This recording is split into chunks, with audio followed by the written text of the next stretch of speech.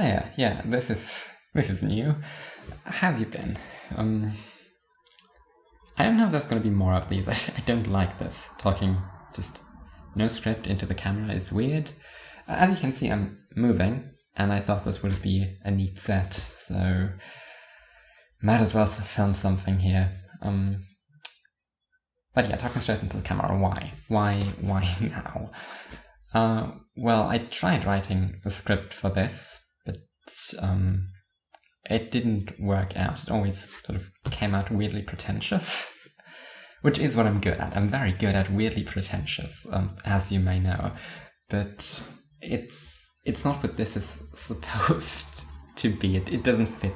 It doesn't fit the style, because this is supposed to be sincere and an actual explanation. I don't like explaining things. I don't like concrete answers. I want people to be able to...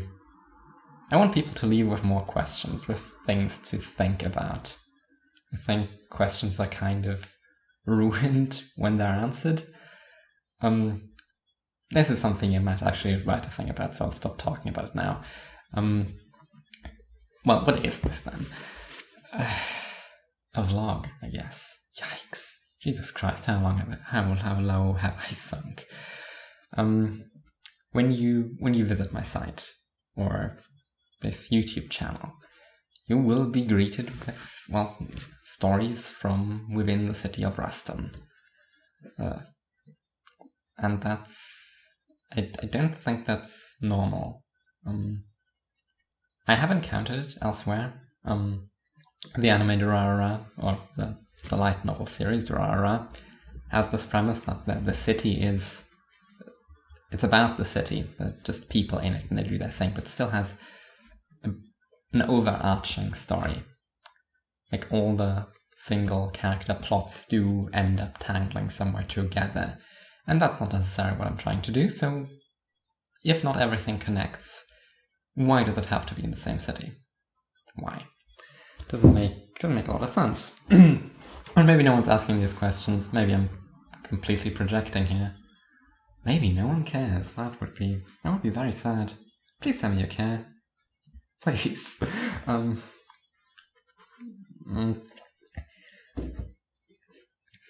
Anyway, why the city? Oh, also Infinite Jest sort of does this. With the tennis academy, with Emsfield, you have these locations that very much have their own separate character, and with people coming in and out. But here the things intertangle less, but it's still all necessary, right? The world would be detrimented if not everything happened here. And I think that's the case with my stories too. I think getting a better place for how the city works is important. Having context is important. But that's not the main part. And maybe you've already linked the bits together with the article I wrote for the DCRS start of this year? I don't know. Feels like it's been a while, but maybe it's only been a few months. I'm bad with time. But yeah, so the premise of that article, if you haven't read it, you should. It's good. It's very short. Is that cities are people and people are cities, essentially. It's a way of... I don't know when I started thinking about the world this way, but it's something that really snuck its way into my bones as a model I apply to things. To think of our characters and ideas and personhoods as sort of infrastructure, as institutions we erect and the roads connecting them, people coming to and fro, traveling through, cars and goods leaving and entering, as these sprawling infrastructures, eternally changing. And we get to choose how we expand them, what we do with them. in that way, well, the city of Rasten would be my city. The city I am building, well, it builds me. In that way, the correct answer would be the city of Rasten is me in certain ways. But what does that... Jesus Christ. But what does that effectively mean for the characters, is the important bit. This is kind of just navel-gazing, but I think it's interesting navel-gazing, I hope. Or maybe you relate to some of this. Tell me if you relate to any of this. Or... I know, if this isn't the question you were asking, what questions are you asking? Please tell me. I'm bad at gauging these things. Yeah, it doesn't matter. So, the characters within the city would then be sort of flows emerging from ourselves. Okay. If we go to the periphery of our city, if we go to the parts where we might expand, we can see these emerging currents, sort of see the futures that might lay ahead, see what directions we can go in, what are the policies we might institute, the buildings, institutions, the territories we might expand into, what sort of persons lie just ahead that we might be in our restructuring of our cities. And for me, my approach to writing characters, not all of them, but the vast majority for a long while now, is that I sort of trace out these paths. Quote from something. Well, not something you can find. Quote from something I've written in the past. Is my soul is mainly blood and bones, and it extends to the surface and a bit beyond that. And that's kind of what I'm doing. I'm seeing where these currents, these parts of me these becomings inherent to me, might lead just beneath the surface, where they could flow into person that I might become. Often this takes the form of coming up with some idea, some worldview or way of interacting with the world that I find interesting enough to want to write about a person who does do that, does apply that. And then I'll write them, I'll have them talk to other characters I've written, and in turn, in putting myself in their shoes and having them talk about it, or talk in a way that is, more often in ways that is just tinged by it in some way to other people, oftentimes this will then convince me that they are actually right.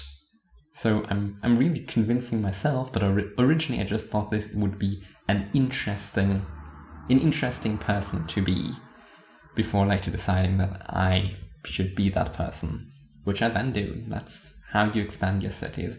So this is just prospecting ahead. I know if you've read the Templexity article by Nick Land, I think it was linked in the Twilight lecture. Talks about cities predicting their own future retroactively. So I guess what I'm doing is sort of personal cybernetics. I wonder if there's a self-help book that's here's how you can implement positive feedback loops. Well, of course there's self-help books about implementing positive feedback loops into your day-to-day. That's kind of obvious, but this self-overriding, I don't know, maybe. That sounds interesting. Anyway, so the inhabitants of the city of Rasten are modes that I'm experimenting with, things that are sort of festering within my soul and that have in the past flowed into me in some extent or are currently being worked on. For example, most of my characters again emerge this way, but they don't necessarily stay that. For example, Vincent Fenster, the fucking disaster person you meet in the first of the fragments, Stray Souls, whatever, writings, stories, / videos, whichever mode you consume. That's a path that's probably blocked off to me now. I wrote him a long while ago now. He's an older character. It was originally in something else. And at that time, he was never aspirational. He was already the sort of failure state core garbage person he is now. Sort of showing myself the dark mirror of going like, please don't go down this path, you fucking idiot.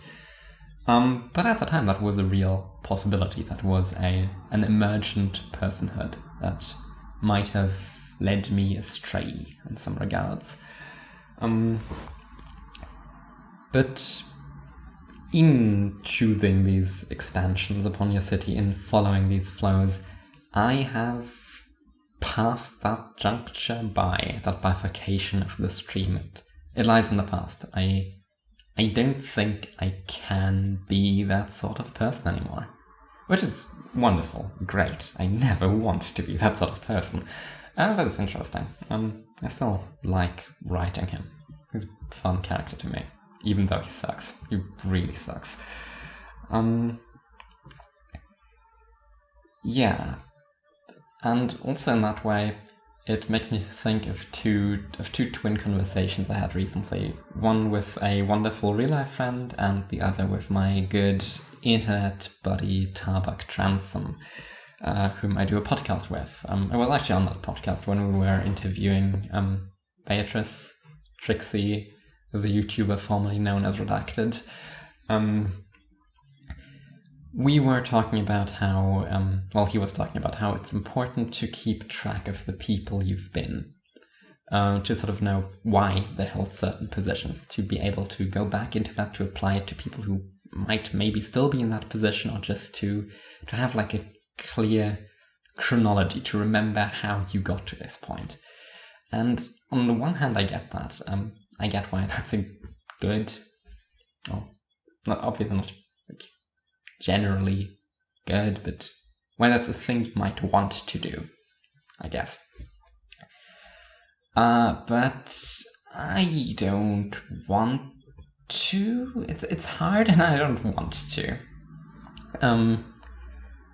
As a poem on the website called Alcoholics Autonomous, and it has the lines, the selves I killed, the friends I made and then became and then subsumed as selves once more. Of lending to this, you meet people and you incorporate them into you, your best attributes. They are the new adjuncts to your city. They are the streams you allow in, to and fro. And you revamp yourself. You kill all the old bad versions. And I have never been one for digging up the dead. I would prefer for my past versions to continue lying snugly in the graves I put them in.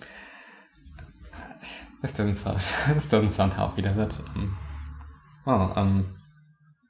All the people I grew up with turned the internet into their therapist, and so I guess I will too. Don't take this is bad advice, and I haven't. Don't worry.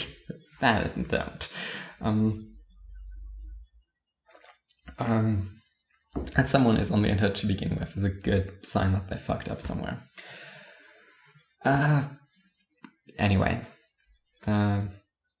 Alcoholics Autonomous, becoming new selves. Right. So that's this sort of shitty reason. The visceral, well, I want nothing to do with these people. That's why I'm not them anymore. That's why I decided to become a better person. They can lie resting in their graves. But there's a more useful answer. One that is more convincing and not just, well, I don't wanna. And that one is, if you want to both keep track of just what your chronology is, what got you there, and also if you want to empathize with and talk to people who are currently in that position, and you need that old version of yourself back. I think you don't, actually. Because you need to keep in mind that when you talk to someone, the version of them you are talking to is probably already on the way out. They are likely already internally working on the person they are soon to become. All these currents are already scraping against the inside of their cranial shell. Their skull. What a weird way of phrasing that. Scraping against their skull from the inside. So trying to tackle them from what you're seeing right now is probably not the best approach. Always attack from the future. So I think it's actually more useful to have these options, these past streams that past me's thought they might go down. People like Vincent. To use those, like, first of all, spanning a net between them still allows you to kind of draw back to the person who would have seen these as options if you really do need to do some grave robbing. I guess sometimes you might need to. But more importantly, you can use that. You can figure out where they're already going and trying to apply these options, trying to test out where I saw myself as going when I was in that point, because that's likely to be more convincing, because that's the area of themselves, of their mind, that's still fresh. That's the way more fertile ground. Always attack from the future. I would not want to be reduced to my current self by my fellow interlocutors. Please always assume that I'm already working on the next better version. Asshole? That's like basic. That's common courtesy, I'd hope. Or just generally, I want to be seen as a cluster of options and not as a singular solitary person. Who the fuck is still a person nowadays? Can you imagine? Instead of being like a network of mutually incompatible ideas and connection to various reference points in the form of people, real and imagined. Who could even do that nowadays? So, yeah, this sort of feedback cycle. Trying to figure out what directions I might be expanding in any given moment, channeling it back. I try to see others that way because that's the view I have of myself, as these concept clusters, forever shifting.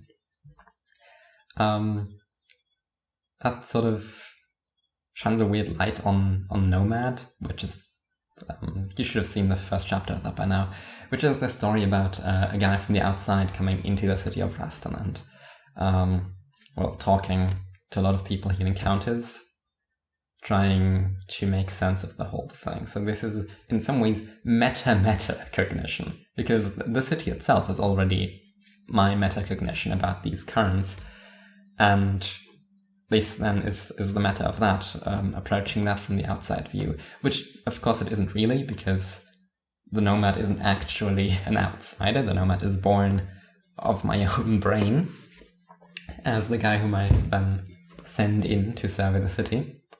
But the point still holds. You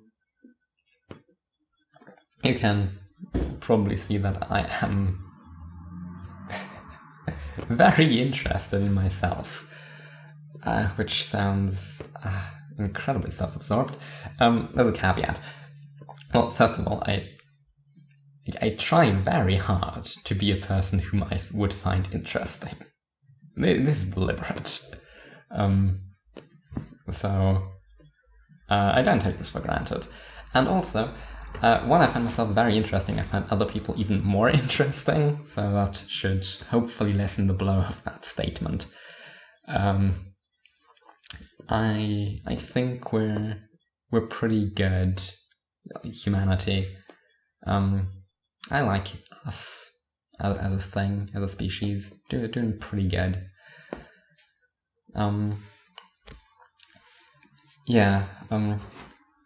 But that's where the name originally comes from. I'm Oroborista. Barista, obviously. I only did that job for 2 months or so, like a very, very short time. But it was fun, and well, I like coffee, but more specifically, I like the idea of baristas and bartenders, and I sort of think of myself as that conceptually. This is again thinking in terms of infrastructure and institutions and buildings and cities and all that. But cafes and bars are these places you stumble into in a sort of vulnerable state, at least to me, where you're very open to new ideas and confronted with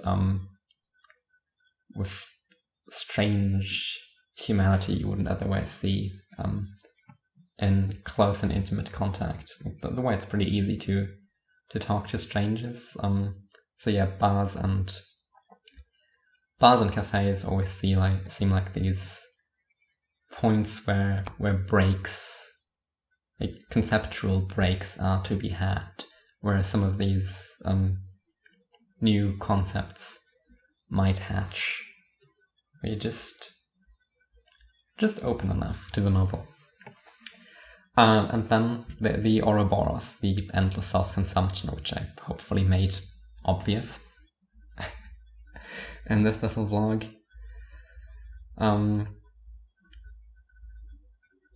But I do think that self-consumption, just eternal introspection, is not entirely helpful.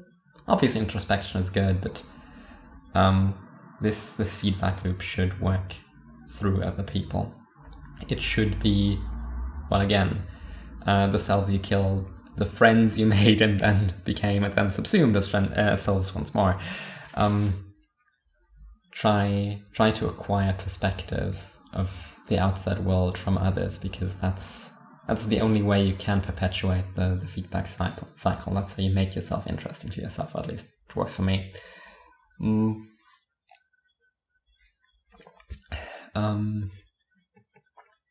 This might be all I have to say on the matter.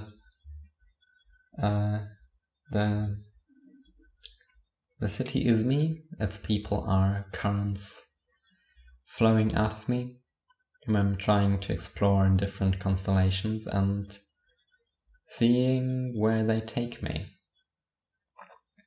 Like figuring out what if I really bought into this? What if I dialed this aspect all the way up?